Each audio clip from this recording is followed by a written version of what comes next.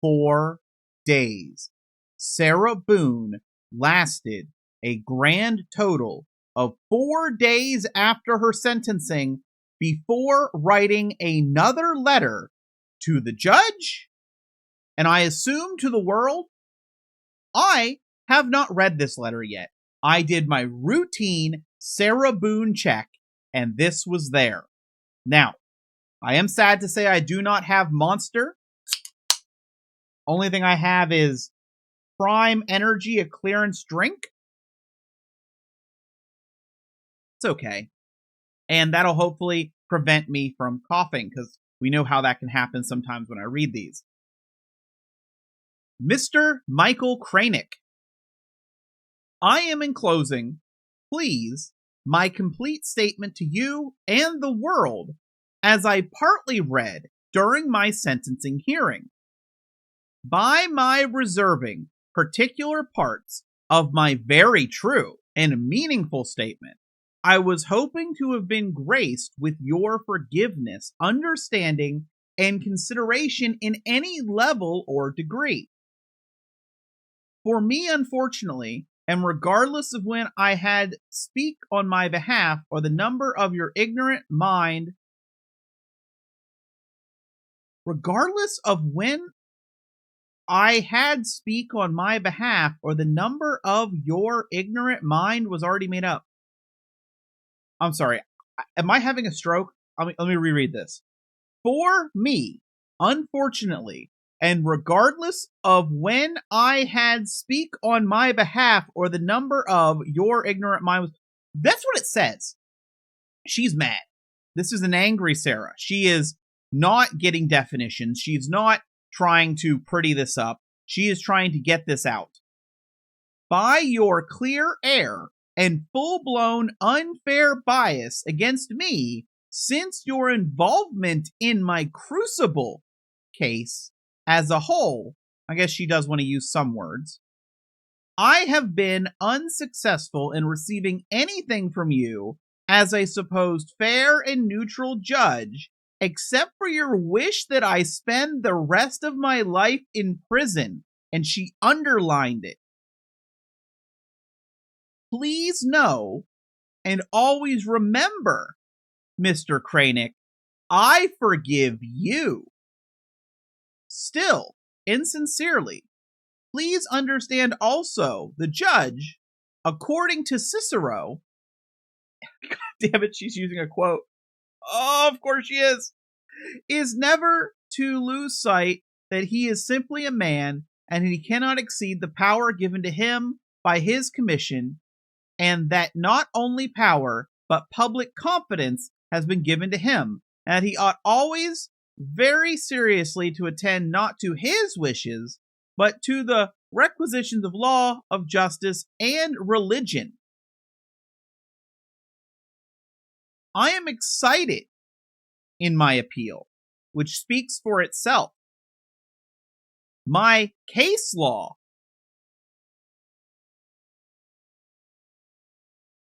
you know Sarah Boone has kept track of every time Judge Kraynick said the word case law, and anything she's involved in from now on is going to use that word. She's going to cling to it as much as she clings to not intentionally. My case law, as well, in which I am extremely proud to have achieved and will continue doing so now, that I am no longer in your corrupt court and free from your malevolent judicial grip. Sarah Boone versus State of Florida. I also have added to my statement, as a result of your blindness, impartiality, foremost, your disgust in me as being an outspoken woman, determined defendant, and proactive client, hoping the next time you put on your listening ears, do not unfairly oppress the next as you have so blatantly done me. I am going to right now suggest, if you have never done it, you haven't watched it, I have a full video covering Judge Kraynick and his history. And I've mentioned this, I believe, during the sentencing as well. But it's really interesting to hear his history because he was directly involved in domestic violence cases, so he can see through Sarah Boone. He's done enough of it. You will never admit your many judicial errors, nor will the prosecutors theirs, and I will never admit to what you have wrongly accused me and judged me as. I am not a murderer. I am a survivor. Sarah Boone. And you might think, well, that's a short video. No. No. All right. So we have, again, I haven't read this. I don't know when her actual statement starts, like the statement she was supposed to say in court. Maybe this is it, because this is after the signature. Maybe this is what, it's going to be interesting because we're going to see what her lawyer was able to convince her to not say, if she's telling the truth, that she's going to enclose it. Unedited. Black robe disease, arrogance in a judge, she's using definitions. A slang term for a judge who flaunts judicial power and dominates proceedings at the expense of the disposition of justice. I'm going to be honest, the word expense there, maybe I'm crazy. I feel anger in how it's written. I could be crazy. I'm probably crazy. Impartiality is the first duty of a judge. Before he gives an opinion or sits in a judgment in a cause, he ought to be certain and absolute that he has no bias for or against either of the parties.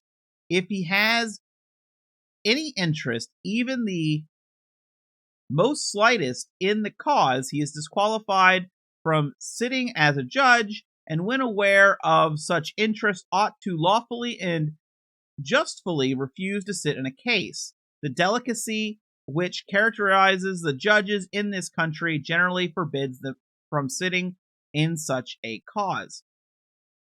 But she's not saying why he would be partial.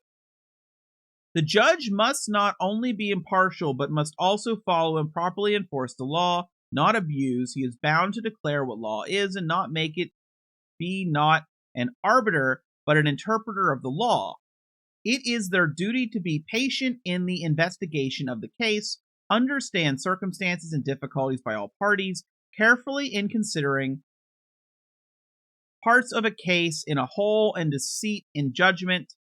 And this is from a law dictionary, of course. But at the risk of practicing judicial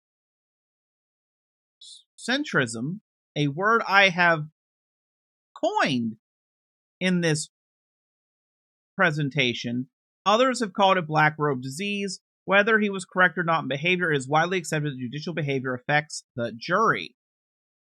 Okay. And when was he ever rude to the jury or did anything improper in front of the jury? Like she's not giving examples. I'm sure she'll make plenty of claims. She'll have so many claims. And then there is the worst of judicial ailments, the black robe disease, which is otherwise known as arrogance. Okay, another from a book. Hey, look, she's quoting her sources instead of just plagiarizing. I wonder if in the unedited thing she actually quoted the book she plagiarized part of her speech from. If you didn't see that, that's the last Sarah Boone video.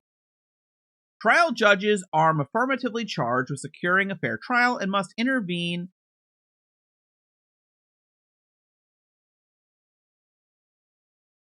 to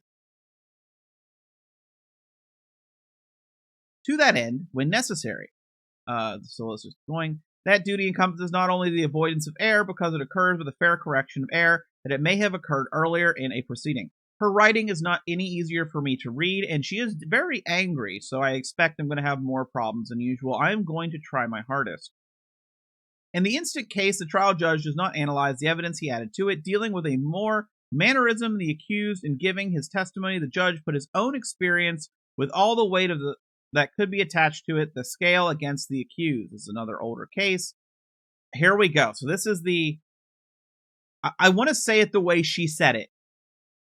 Ken Sukuroi is a kind of Japanese ceramic style. So she's not, by the way, she's not quoting it here. This is from a book. She added some words. I believe she added the word brilliant to describe herself, of course. But this is from a book. I have it in a previous video. Ken Sukuroi, loves that she says it that way, is a kind of Japanese ceramic style, which means to repair with gold. And this tradition, when a ceramic piece breaks, an artisan will fuse the pieces back together, again using liquid gold or gold dust lacquer. So rather than being covered up, the breaks become more obvious, and a brilliant new piece of art emerges from the brokenness. It embraces flaws, weakness, and imperfections, and also teaches the essence of resilience.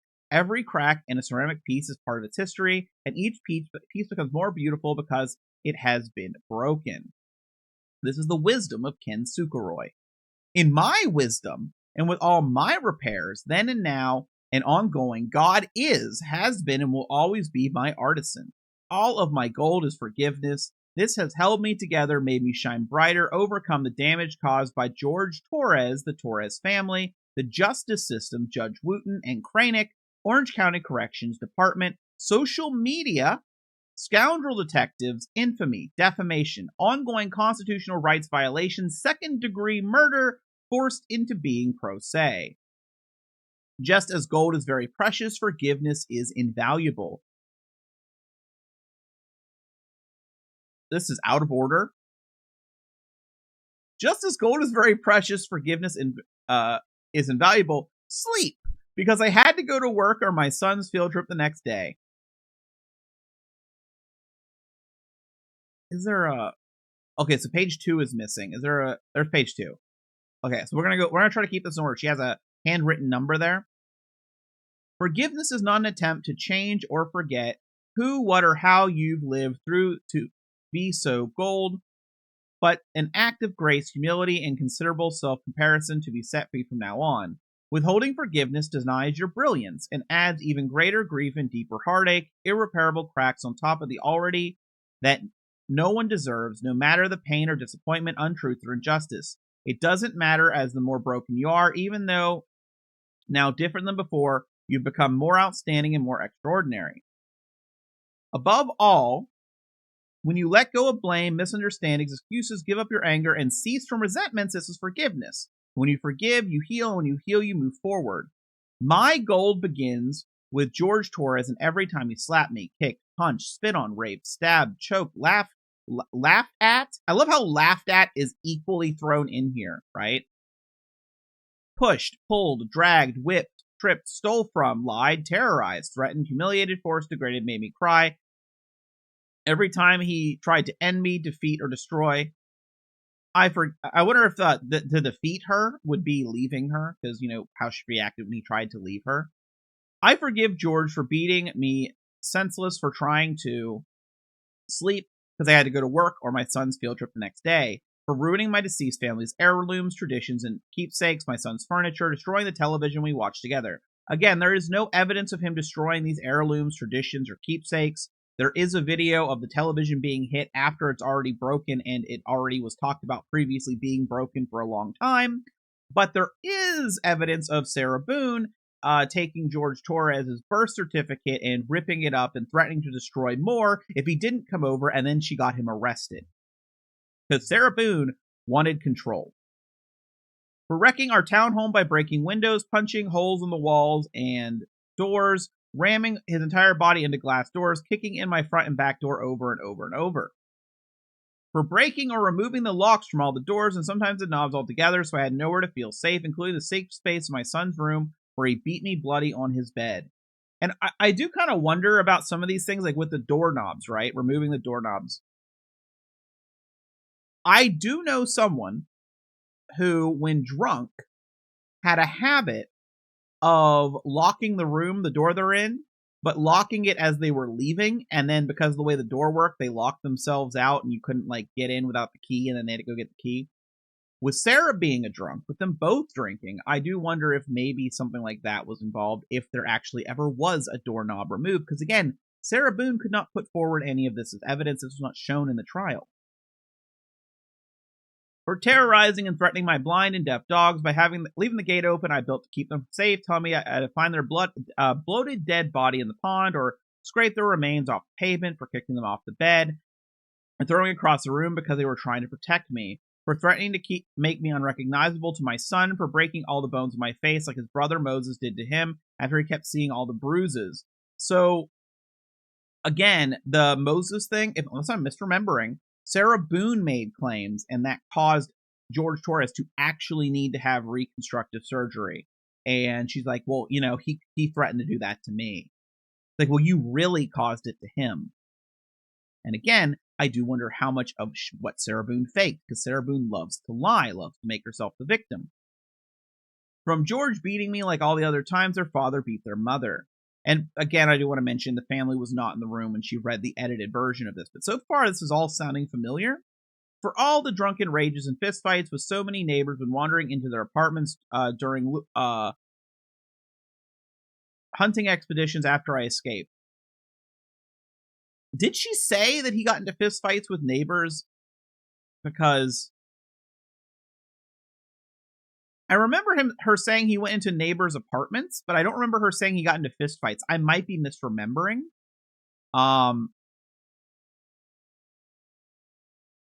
You know what? Yeah. I should have had the audio to go with this. It's fine. It's fine. I don't remember that part. Let me know in the comments. Let's just go. For drowning me in liquor and wine. Yes, Sarah, he totally drowned you. Because I didn't want to drink, causing me to urinate on myself. And then butting the end of the bottle in my face, giving me 2 black eyes and a bloody nose, for making me experience what it is to be sodomized, threatening to kill my friends and the neighbors when they checked on me to make sure I was alive and in one piece, for threatening to burn down our townhome and set my car on fire because I got a job. The reason I'm questioning with the neighbors thing so much is like,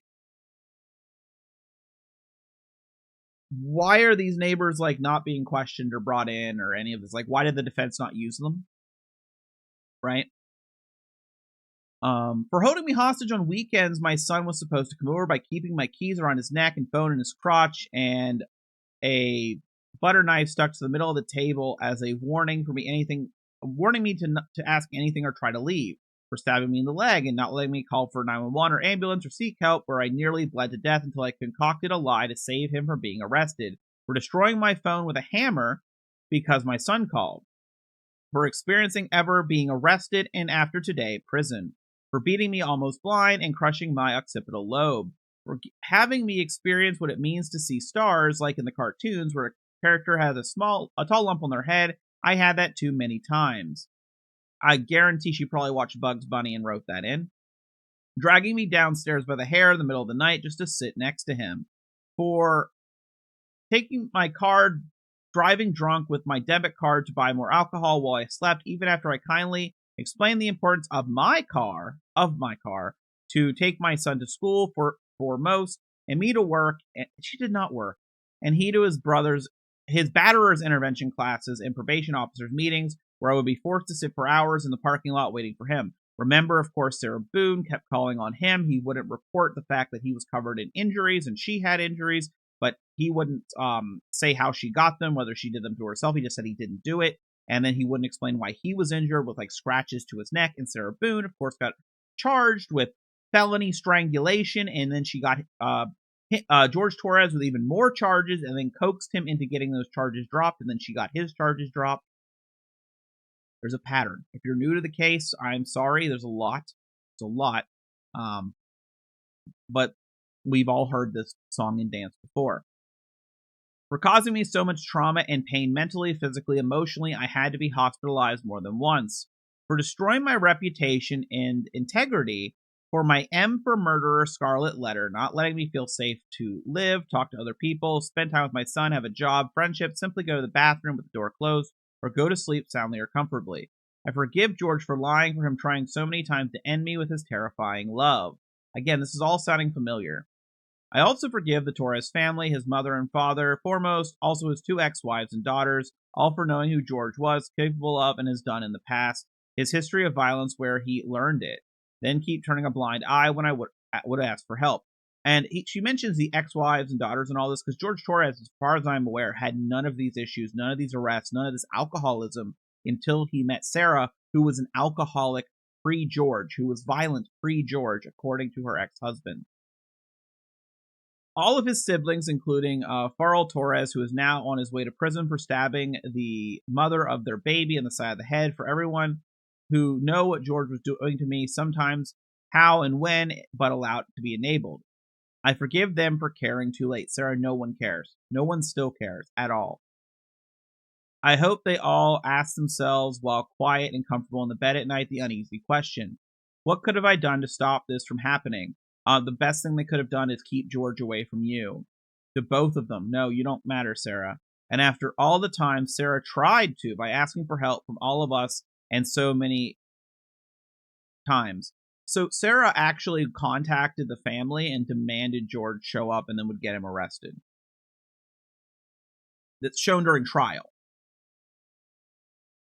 Another great contributor of my gold is social media, with its greed, insensitivity, deception, obvious exploitation, and an advantageous gain from my criminal case as a whole, and for sentencing me by anticipation as a result of ignorance and hate.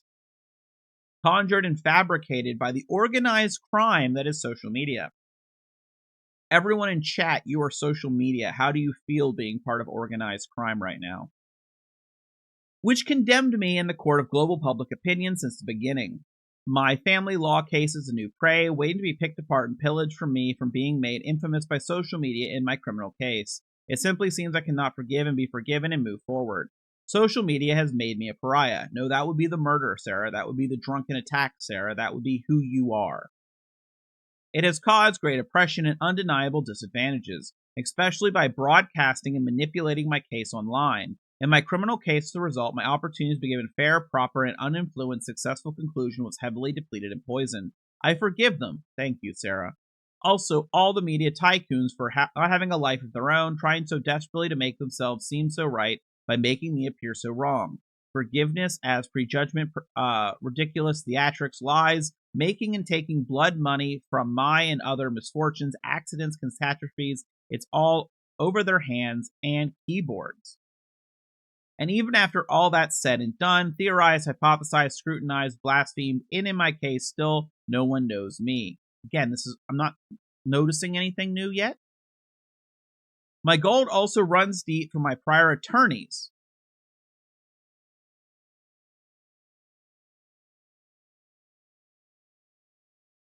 Is this new?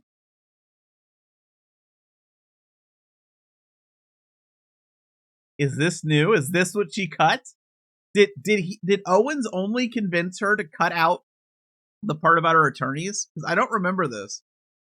My gold also runs deep for my prior attorneys.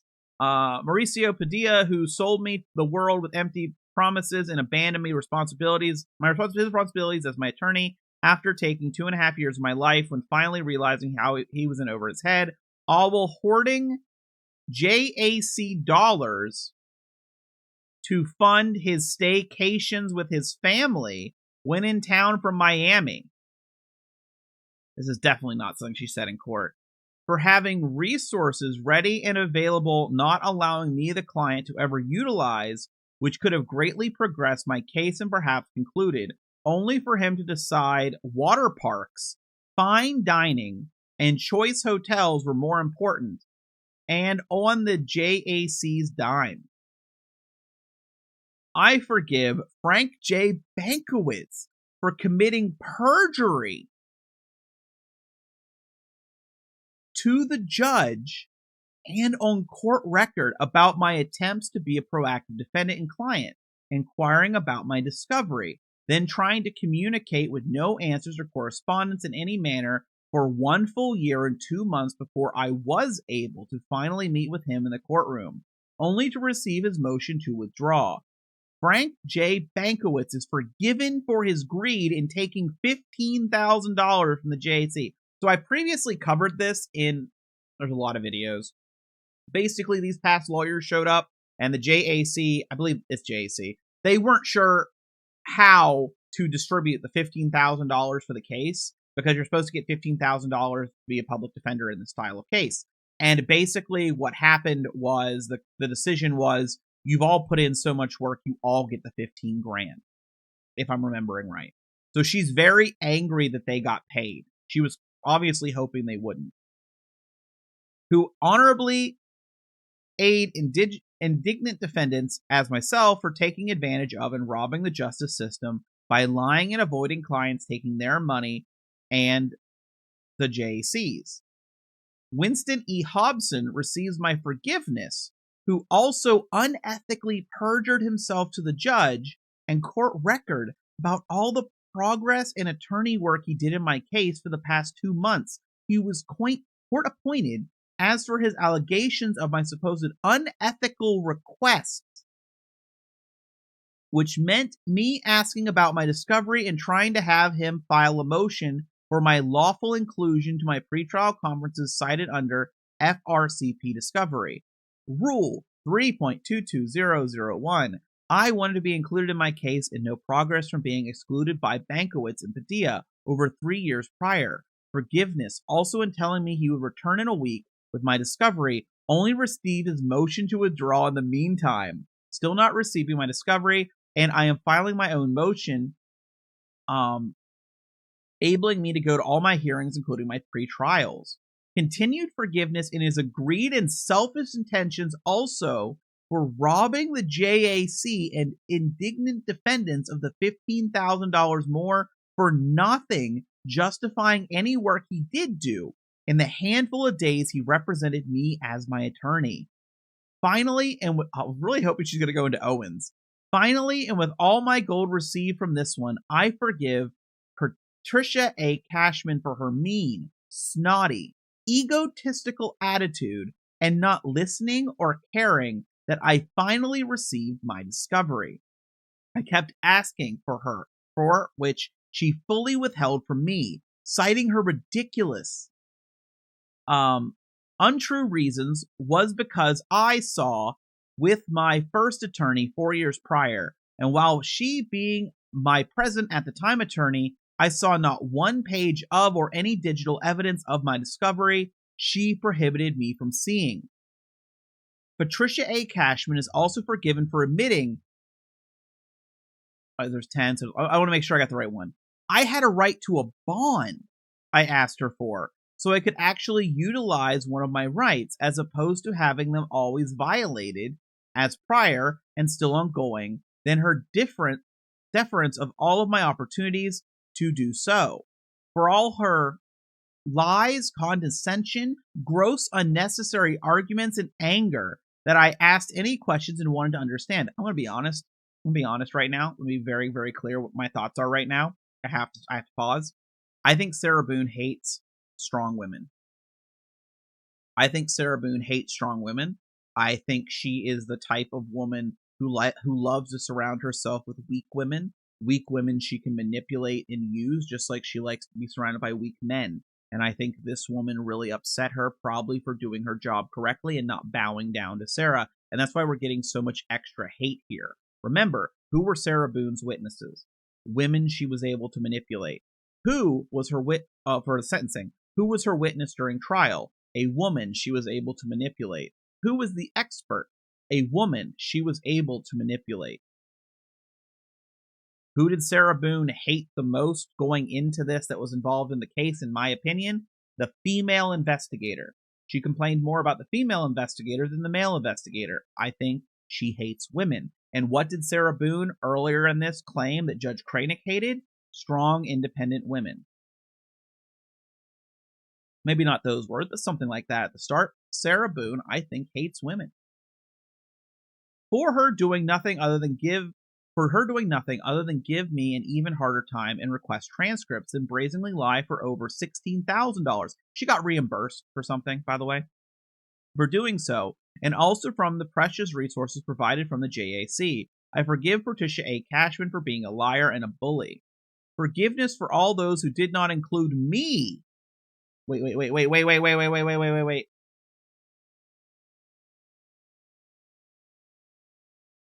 No. Forgiveness for all those who did not include me to receive my $15,000 share I worked for when Judge Kraynick forced me to be my own attorney to represent myself as pro se.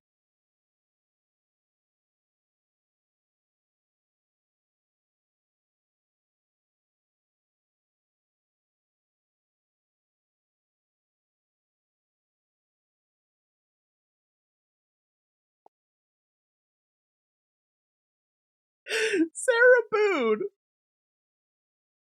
Sarah Boone wanted to be paid $15,000 to represent herself in court.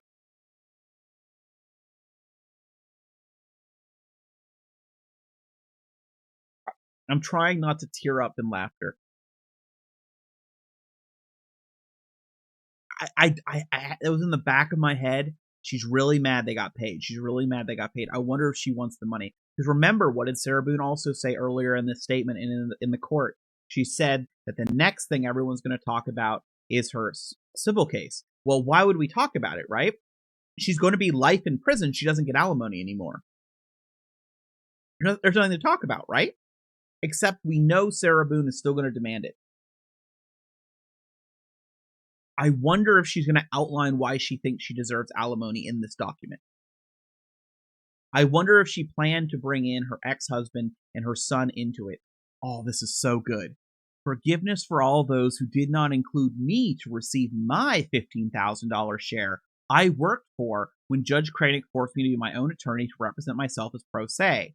I actually and finally got my own discovery almost 5 years later, filed motions all prior should have done, making them the most expensive motions ever at over $46,000 between the 6 prior attorneys, Frank A. Fankowitz, Walter E. Hobson, and Patricia Cashman. Would they have done so supposedly representing me, the motions would have been priceless for the proper use of the JAC funds toward ethics, professionalism, and honesty and freedom. I honorably utilize the JAC resources and mentorship as a proactive indigent defendant, avidly defending myself against the liars, thieves, and real villains in my criminal case. Who really is the criminal? The JAC can hopefully include their forgiveness for them also. So, before I continue, I was wondering, like, if she started individually going after past lawyers. I watched the burn pile murder sentencing where the judge actually stopped the defendant partway through, and people were asking why didn't they do this with Sarah Boone. I feel like the judge might have done it for the prior attorneys. I feel like he might have done it. I also feel like maybe Owens doesn't want her to call out the attorneys because maybe this opens them up. I don't know. Does it open them up to, like, with the appeals process, like, because she's publicly called them out, like, attorney-client privilege. But what can they say, right? With her lies, like, what can they say? Does this open them up to say more or feel safer saying more? It's just interesting. Judge Wooten and Kraynick, I have great forgiveness for also in not protecting me in listening to my valid request for judicial intervention so I could properly and fairly defend myself against my charges. Instead, I had to defend myself against the attorneys. I believe this is new too. All appointed by the judge and court against their lies and exaggerations, reasons unjustifiable, when they were really creeping away from the battlefield and abandoning their professional duties as my attorney. Sarah, everyone wants to creep away from you. I will admit being around her is probably like a battlefield. Judge Kraynick, I forgive you for not giving me any opportunity to stand at your pulpit, Judge Kraynick, I forgive you for not giving me any opportunity to stand at your pulpit, to stand at all, to explain the real truthful side of my story. What the hell are you talking about? You gave a statement. You gave a statement during the trial. You got convicted. You gave another statement. I believe if the justice system, including yourself, would and should have done any vital homework on the already almost see-through attorneys from being spread so thin and simply sending an email to care about their present workload.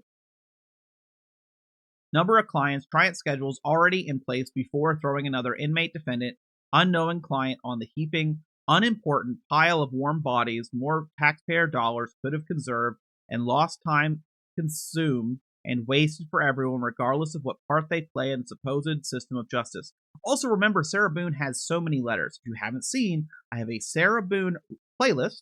I'm shilling myself here, shilling it. It's a playlist, but there's also a 33-hour video detailing through this case that I have released It doesn't include the latest few videos, obviously, but if you're, want like one thing in the background, it's like a podcast. It's great for that. I go through every single letter in both the playlist and the video.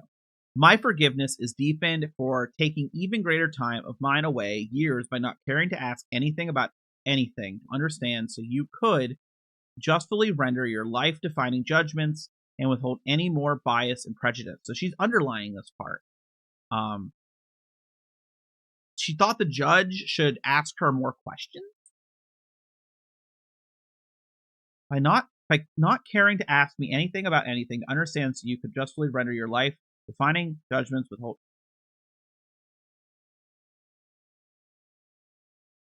This was written before the sentencing, right? Well, I'm assuming this is rewritten, but if this is from before the sentencing, like when was he supposed to ask? When was the judge supposed to ask? When is the judge ever supposed to ask Sarah questions? Foremost, Judge Kraynick, I forgive you for kicking me when I was down and choking the life out of my... Sarah Boone, you killed a man by not allowing him to breathe. He suffocated to death after you beat him.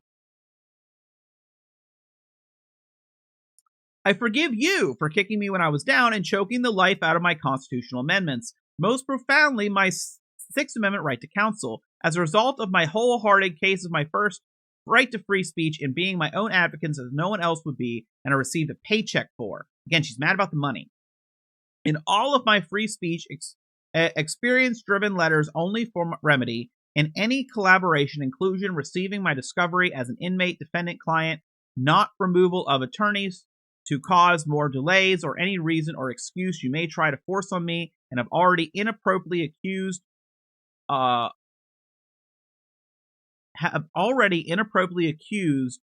me of dating defendant and client, not removal of any attorney to cause more delays or any reason or excuse you may try to force on me, and have already inappropriately accused me of doing, thank God, doing prior with your heavily insinuated strategies of mine to try and deflect the glaring red flags, disappointment, and true crime in and of the justice system. I am so glad it wasn't dating. Oh my God. I had this worst image that there was like sealed documents or sealed court proceedings at some point, and she was involved with an attorney or something. Oh, I'm so happy. I'm so happy I don't have to think about that. I'm so happy. To this day and all forward, I do not forfeit my rights, any of them ever, especially my right to be bold. Yeah, that's not a right, Sarah. Outspoken and right in my real life experience with the legal and justice systems. You weren't there, Judge Kraynick, in anything, no meetings, phone calls, visits, and still took my rights and oppressed harder. He was at the trial, Sarah. I must now defend myself against you, praying you do not care to, as I care too late as the others, and retaliate further against me as a still proud citizen of the United States of America and freely exercising, using my God-given rights and still try and defend myself to stand all the way up. Please tell me by the end of this she's going to call for the president or the governor to pardon her. For you to remove my freedom altogether by allowing and approving my stab wound. Wait.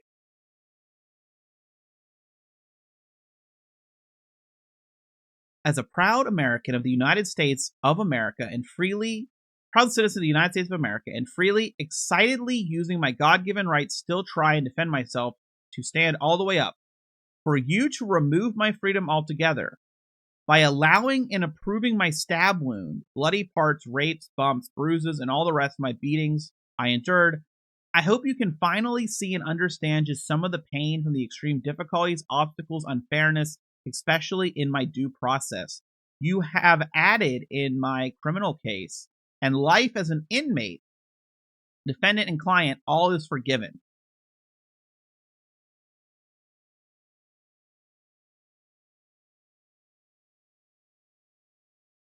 She's saying that the judge allowed and approved that? Like, what? Sarah's mad. For detectives Kopsel and Lowen, I forgive their demonization, lies, blacklisting, coercive law breaking, solicitation of my case before I am even arrive at the corrections department to be booked and fingerprinted. This can be seen in my unbeknownst interrogation video where I ask what they are doing, what's all the pinging was during their texting swarm. While I naively sit there waiting to be arrested, which they know would happen the day before, for Kopsel for boldface lying on the stand to the judge in court on record, she didn't tell me to come to the station to pick up my phone. Why else would I go? I didn't even know about the surprise interrogation. I forgive them also lying how the news showed up to record my walk of shame, handcuffed and confused on camera. I forgive them for trying to make me lose from the beginning by starting the unquenchable wildfire of sensationalism and distortion, ignorant hate, defamation, and greed by unlawfully broadcasting who they wanted the world to think was by their schemes, learned lessons, and fraudulent stratagems from school of manipulation and taking advantage. Sarah still doesn't seem to understand this. All the videos, all the body cams, the interrogation, that's all released legally, Sarah. How much did they make off me? And still for calling it in. Well, they got a paycheck. Then removing the curtain to expose their personally twisted, murdering monster. I mean, I think they just got their regular paycheck, Sarah. Whether you were there or not, it didn't change their paycheck. Also, my forgiveness and greater gold comes from wondering why nothing viable in my defense was taken from my townhome, aka the crime scene, to aid in my truth, such as the butcher knife, 5-pronged garden claws, or hammer, under the table, together outside, where George had easy access for use if I tried to leave or call for help or being held against my will during his rageful binges.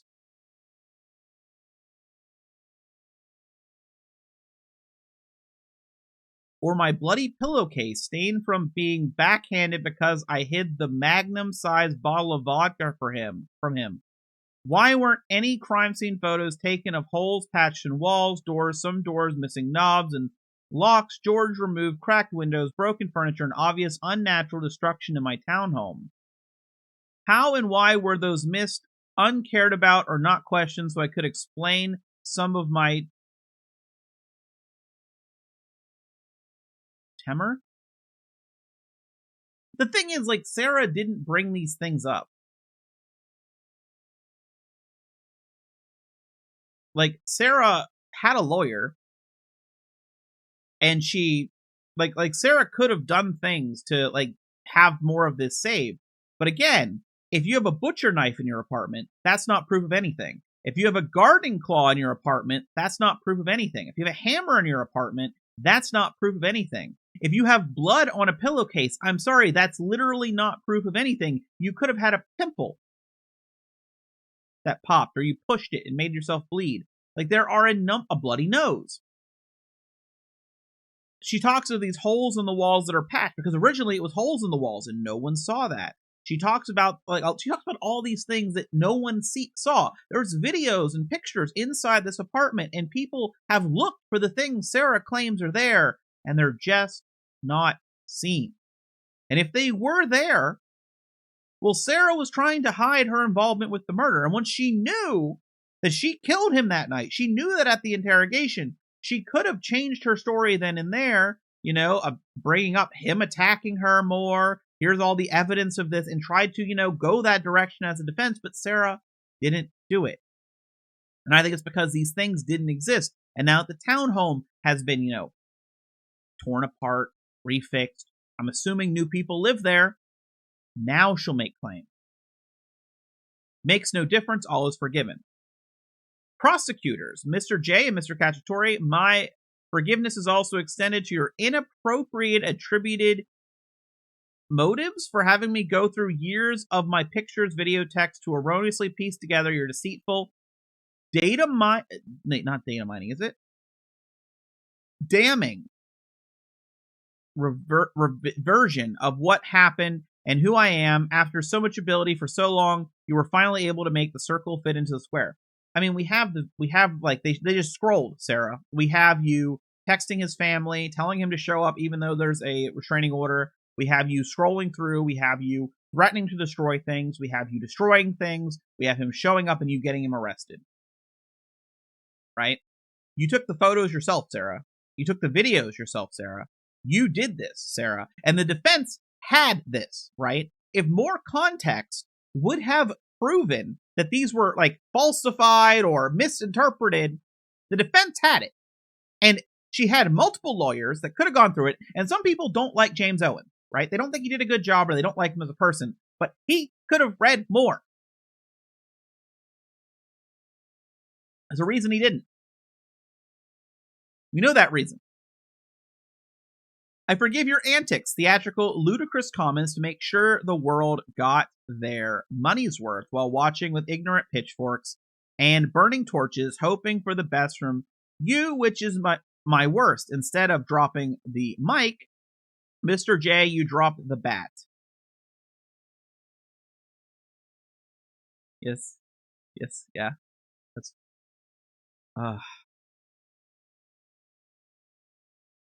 Mr. If you didn't watch, he literally had the bat, right? The bat was hit against the suitcase. It really solidified things, and you know Sarah knew she was screwed. For the yelling, finger pointing, and intense underlining to force your theoreticals and fantasies on the jury by using imaginary space adventurers and fictional. Oh, he mentioned Star Wars. I forgot the Star Wars references. She got compared to Darth Vader. Sarah Boone got compared to Darth Vader, and I don't think she wants to say that because by using imaginary space adventurers and fictional characters to blind and bedazzle them with your far, far away from the truth dramatizations.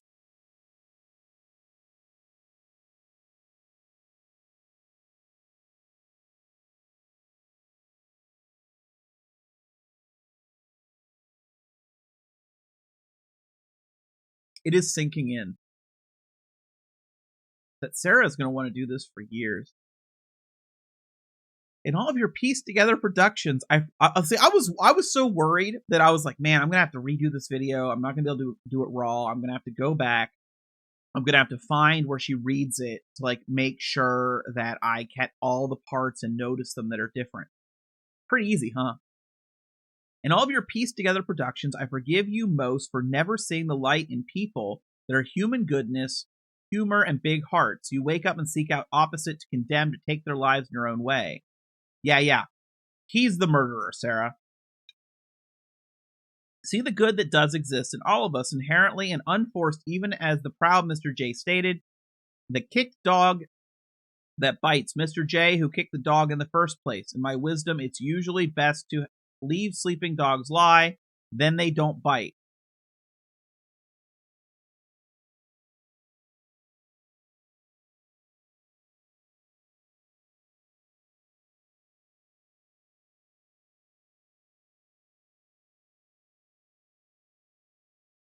Hold up.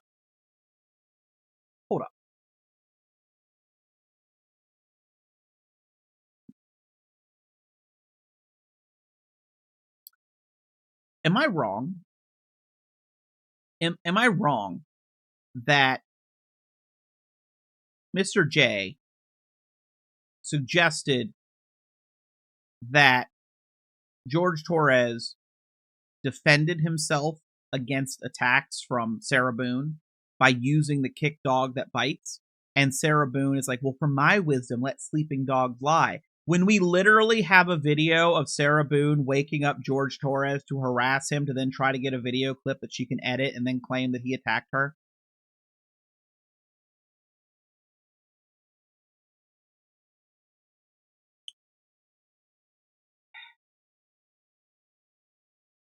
Sarah must just be she must have assumed like a bunch of new people would be watching. This is supposed to be right in court. She must have been assuming to be a bunch of new people that didn't watch the trial, which is fair. A lot of people did tune in for the first time for sentencing. My gold goes out to the jury for not understanding my cracks and from being blinded from the injustice and malpractice in all the judicial. Oh, is she going to start name dropping? Not name dropping jury, but like insulting specific jurors. Injustice and manipulation in all the judicial and prosecutorial errors, the very apparent violations of my constitutional rights during my case and entire trial, which caused mass confusion and dysfunction. I forgive the jury truly for being wary from this confusion and dysfunction, also from being hungry and tired and wanting to go home to their families after being away in full capacity for 2 full weeks. Understand? They went home, Sarah. They weren't like held like you. They weren't put in a cell, and the one that wanted snacks was you. For those that didn't watch, Sarah Boone wanted snackies during court. She wanted snackies.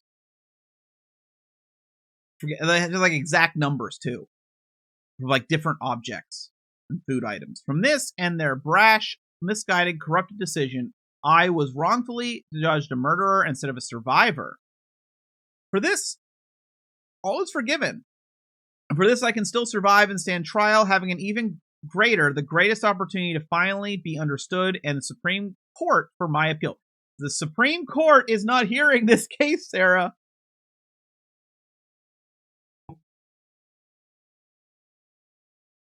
Sorry, I have to check this. But the Supreme Court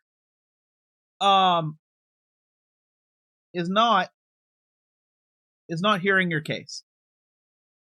Sorry, someone's messaging me if I wanted pizza. I might order pizza tonight. Because I'm probably gonna order pizza so I can like sit and like be active more in chat. I didn't lose. God just wanted me to win in a different way. Freedom in forgiveness. I didn't lose. Sarah Boone doesn't think she lost. Sure.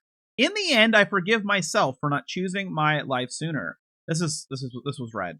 For not being more brave, vigilant, bolder, outspoken, stronger mentally, physically, emotionally, and spiritually. For being hopeless, desperate, simple-minded, weak, inexperienced, forgive myself for not realizing I was enduring a life of domestic violence and that the vicious cycle of never ends. I had nothing to compare to. I'd never been hit by a man ever before in my life. I was raised hitting a woman was wrong, and that should never happen. No excuse. And again, I'm going to mention this. That line right there, I was raised hitting a woman was wrong and never should happen. No excuse. That is why Sarah Boone felt so calm attacking George, and why she felt so righteous in being the aggressor and then calling the police on him. That's why Sarah Boone feels no shame for the scratch marks on his neck and strangling him. Why Sarah Boone, by her ex-husband, was violent with him as well. Which this is what she wanted to teach her son, right? She wanted to teach her son that women can be as violent as they want and a man can never say anything back. And that could also be why she doesn't like women, because it could be in her mind a woman can hit a woman, but a man can't hit a woman.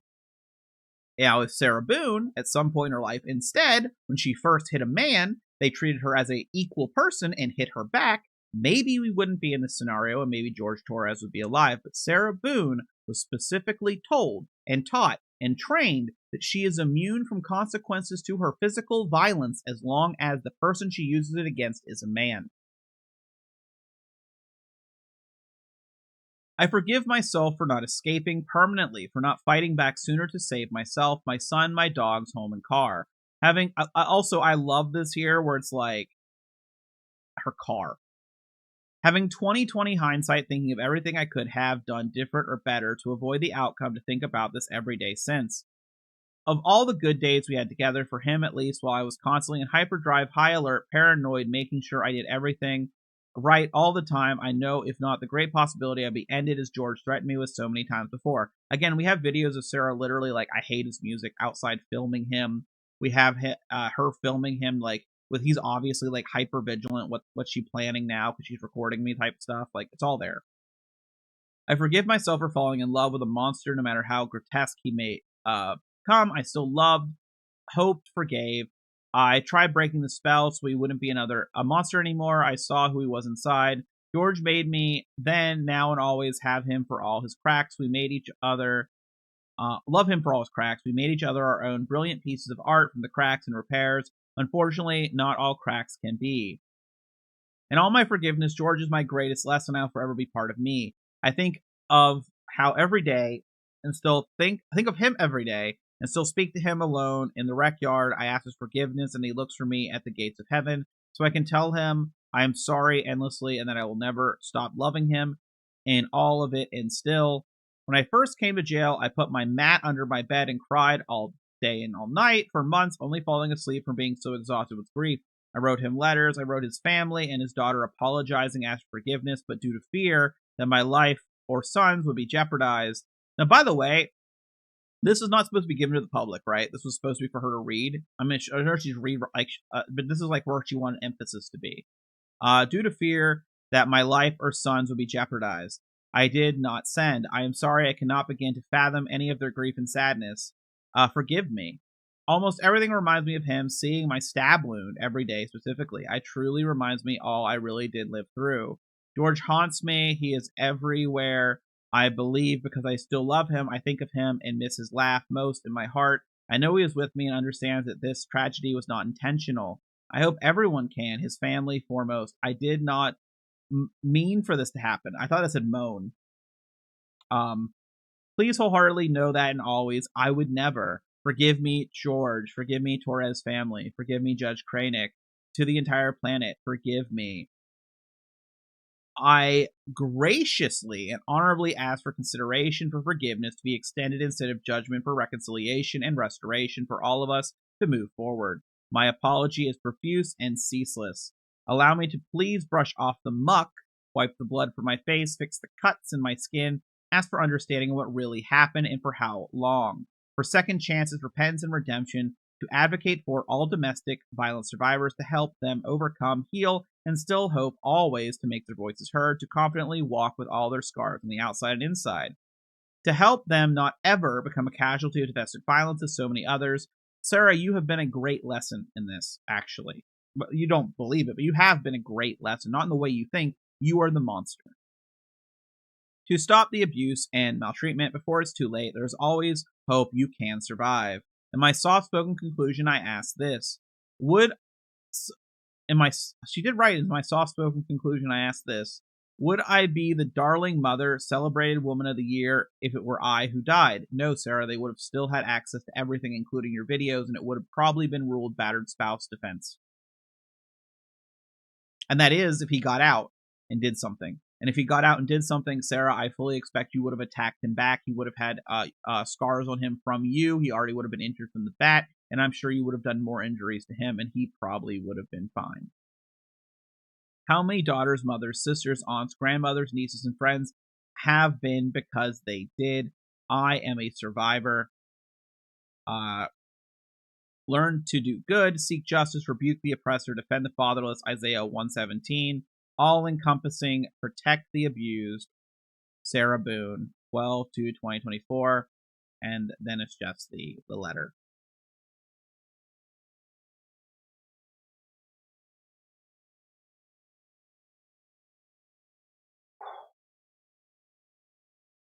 So the part she cut out is mostly she wanted money. Sarah Boone thinks she deserves $15,000.